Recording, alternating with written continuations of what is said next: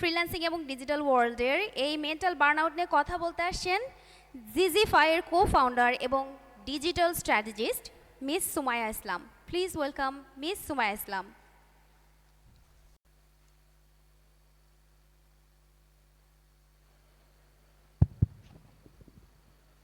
আসসালামু আলাইকুম।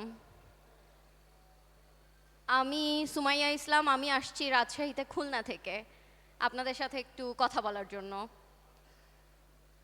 আমার টপিকটা একেবারেই একটু ডিফারেন্ট। আমি কিছু শেখাতে আসিনি আপনাদেরকে, কারণ আমি জানি আমাদের অনেক সিনিয়র বসে আছেন যাদের সামনে আমি আসলে দাঁড়ানোর মতো ওই অ্যাবিলিটিটা রাখি না যারা আপনাদেরকে শেখাবেন। আমি শুধু আপনাদের সাথে শেয়ার করতে আসছি যে আমরা শিখতে গেলে পড়ে যাই কেন, এই জিনিসগুলো নিয়ে আমি আসলে কথা বলতে এসেছি।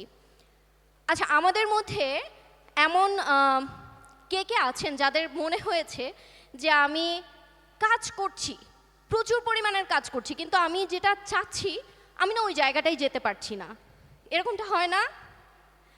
আচ্ছা, এই জায়গা থেকে আসে আচ্ছা আমি মনে হয় পারবো না, এবং এই আমি মনে হয় পারবো না এই কথাটা আমাদেরকে অনেক পিছনে নিয়ে চলে যায়। এটা হচ্ছে সেলফ ডাউট। সো আমার সেশনটা হচ্ছে যে হিডেন কস্ট অফ ফ্রিডম। আমরা সবাই ফ্রিডম চাই, কিন্তু আমরা জানি না যে এই ফ্রিডমটা আনার জন্য আমাদের কি করতে হবে।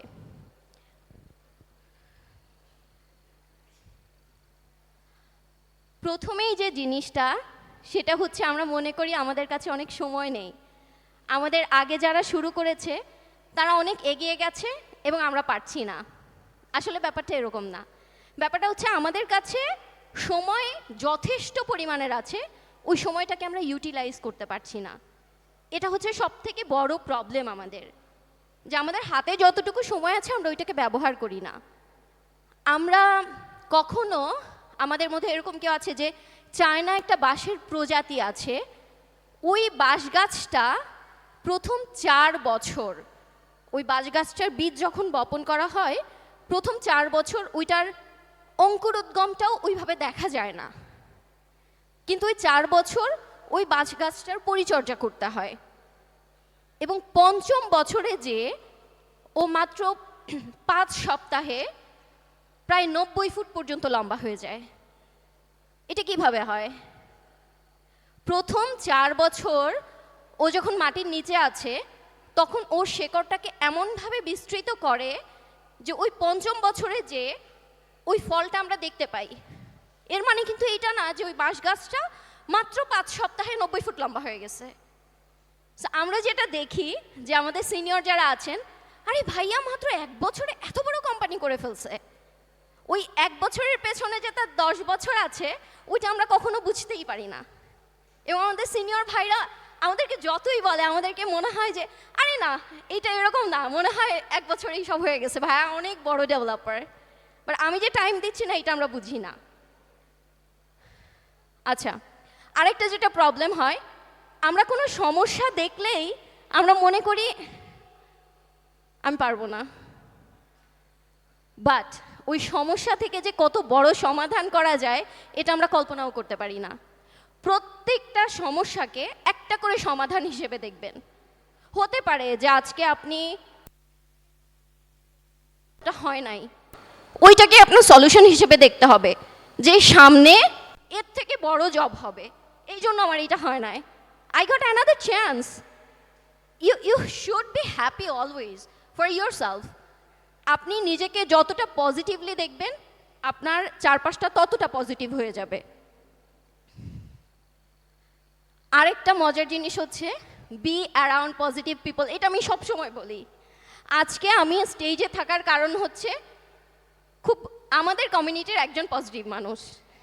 2023 সালে আমি একদম 0 থেকে নিচে নেমে গিয়েছিলাম, অ্যান্ড আমাদের হাসিন ভাই আমাকে বলেছিলেন যে আপা আপনি পারবেন। হাসিন ভাইয়ের ওই দিনের কথায় আমি রাত থেকে আবার চেষ্টা করা শুরু করেছি, অ্যান্ড আজকে আমি এখানে। এবং আমি 1 বছর হলো আমার নিজের এজেন্সি শুরু করেছি আমার আরেকটা পার্টনারের সাথে মিলে, অ্যান্ড এটা শুধুমাত্র হাসিন ভাইয়ের 5 মিনিটের পজিটিভ কথায়। আজকে আমি এখানে। আচ্ছা, এই ভদ্রলোককে কেউ চিনেন? 1954 সালের আগে মানুষ বিশ্বাস করত যে একটা মানুষ 1 মাইল দূরত্ব অতিক্রম করতে সর্বনিম্ন 4 মিনিট সময় লাগে।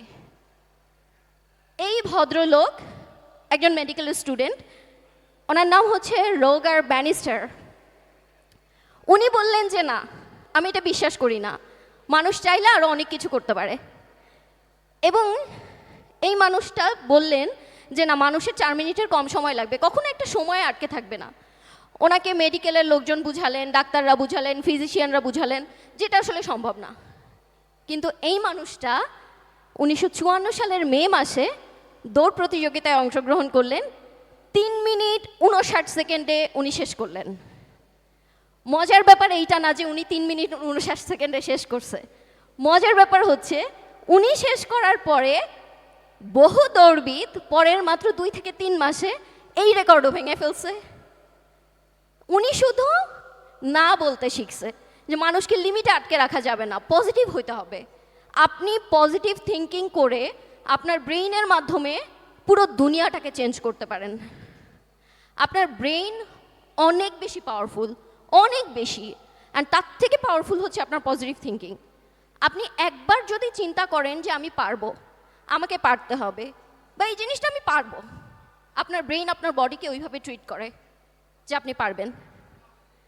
সো আজকে থেকে আমার রিকোয়েস্ট থাকবে, অ্যাটলিস্ট কোনো প্রবলেম দেখে যে এটা অনেক বড় প্রবলেম, আমি এত বড় ডেভেলপার না, বা আমি এত বড় প্রবলেম সলভার না, এইটা চিন্তা না করে একটাবার চিন্তা করেন, লেটস ট্রাই। একবার শুধু চেষ্টা করেন। আমি শুধু এতটুকুই চাই, কারণ আপনার মেন্টাল হেলথটা এতটাই জরুরি, ঠিক যতটা জরুরি আপনার বেঁচে থাকাটা। আপনি কাজ করছেন এবং আপনার মেন্টাল হেলথের দিকে খেয়াল রাখছেন না, এটাকে আসলে বেঁচে থাকা বলা যায় না। কারণ মাত্র কয়েকটা দিন পরেই আপনি অসুস্থ হয়ে পড়বেন। এরপর আপনার ওই কাজেরও কোনো মূল্য থাকবে না, আপনার দাঁড়িয়ে থাকারও কোনো মূল্য থাকবে না। আমারও সময় শেষ হয়ে গেছে, আমি আর বেশি সময় নিব না। যদি কারো কোনো প্রশ্ন থাকে আমার কাছে, সেটা করতে পারেন। Thank you.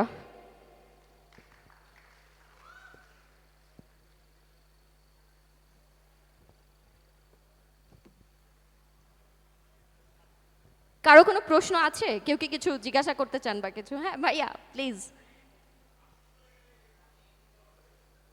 হ্যাঁ, আমি শুনতে পাচ্ছি। আসসালামু আলাইকুম আপু, আমি খুবই পজিটিভ মানুষ। তো সকালে যখন টাস্ক লিস্ট সামনে থাকে আমি খুবই কনফিডেন্ট থাকি যে আমি এই টাস্ক আছে আজকে আমি শেষ করতে পারবো, সে ইয়েস। সো এই কনফিডেন্স আমি রিলস দেখা শুরু করি। অ্যান্ড দেন আধা ঘন্টা পার হওয়ার পরে দেখি সময় কমছে, কিন্তু আমি তো কনফিডেন্ট, আমি আবার রিলস দেখি। এইভাবে সন্ধ্যার সময় আমি কাজ শুরু করি, অ্যান্ড কাজটা শেষ হয় না। এখন কিন্তু আমার আবার পজিটিভিটিও যাচ্ছে না, এই জন্য আপনি সাজেস্ট করেন কী করতে পারি? আপনি পজিটিভ মাইন্ড নিয়ে আপনি ওই যে রিলস দেখতেছেন, রিলস বানানো শুরু করে দেন। সো এইটা আপনার জন্য আরও বেশি কাজ করবে। আপনি যখন রিলস বানাবেন, আপনার কাজের উপরে রিলস বানানো শুরু করে দেন। এইটা আপনার জন্য সব থেকে ভালো। মানে আমার এইটা হতো, আমার ছোট্ট একটা বাচ্চা আছে, আমি দেখতাম আমি কাজ করতে গেলে আমার সাথে খুব দুষ্টামি করে। ওকে আমি এআই শিখাই দিয়েছি, আমার প্রতিদিন নিজের একটা করে সফটওয়্যার বানায় হার মেসেজেন্ট দিয়ে। Thank you.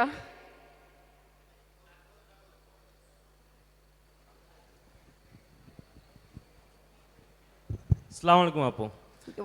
আচ্ছা, ভাইয়ার সাথে আমি মানে মোটামুটি সেম ইস্যু আমারও। তো আমার যেটা হয়, প্রতিদিন সকালে যখন অফিসে যাই, অফিসের গাড়িতে করে, দেন অফিসে যাওয়ার পরে আমার একটা মানে টাইম লিমিটে আমি একটা কাজ সেট আপ করে রাখি যে এই কাজটা শেষ করব। তো হোপফুলি অনেক সময় শেষ করতে পারি, অনেক সময় শেষ করতে পারি না। বেসিক্যালি কোশ্চেনটা হচ্ছে আমার পার্সোনাল ওয়ার্ক নিয়ে। তো আমি যখন অফিস থেকে ফিরবো তার আগে আমি একটা লিমিটেড সেট করে রাখি যে আমি বাসায় যে এই কাজগুলো করব।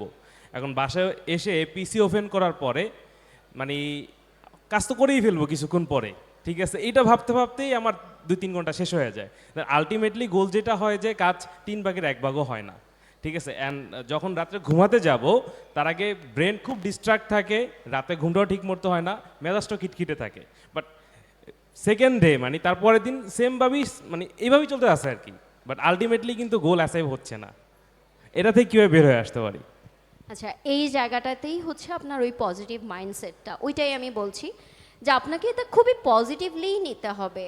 যে আমার একটা কাজ আছে, আমি রিলস দেখব, কোনো সমস্যা নেই, সোশ্যাল লাইফ মেনটেন করব, কারণ আমরা তো ফ্রিডমের জন্যই কাজ করি, আমরা তো জীবনটাকে কাজের মধ্যে আটকে রাখার জন্য কাজ করি না। সো আমার কি করতে হবে যে আমার যে কাজটা আছে আমি এটা একটু শেষ করে নেই, দেন আমি রিলস দেখি, কোনো সমস্যা নেই। আমি যে কাজটা করছি বা আমার যেটা প্রায়োরিটি, ওইটাকেই আগে আমার পজিটিভলি নিতে হবে, যে এটা আমার কাজ, এটা আমার করতেই হবে। আমি রেখে দিলে কালকে শুধুই বাড়বে, কমবে না। আপনি যখন আপনার ব্রেনকে এটা বুঝায় ফেলবেন যে তুমি এইটুকু শেষ করো, then you are free to go anywhere, তখন আপনার ব্রেন ওইটাকে পজিটিভলি নেবে। কিন্তু আমাদের আসলে প্রত্যেকেরই এটা প্রবলেম হয়, রিলস দেখতে বসলে আসলে সময় থাকে না, আর কাজের কথা চিন্তা করার মতো সময় থাকে না, এটা হয়। এখন ওই জায়গাটা থেকেই বের হওয়ার জন্য আপনার ব্রেনকে ট্রিট করতে হবে যে ব্রেন, তুমি আমার কথা শুনো, আমি তোমার কথা পরে শুনতেছি, তুমি আগে আমার কথা শুনো, তুমি আগে আমার কাজটা করো, দেন আমি তোমার কাজ করতেছি। এটা আপনার ব্রেন, ব্রেইন আর আপনি না। ওকে।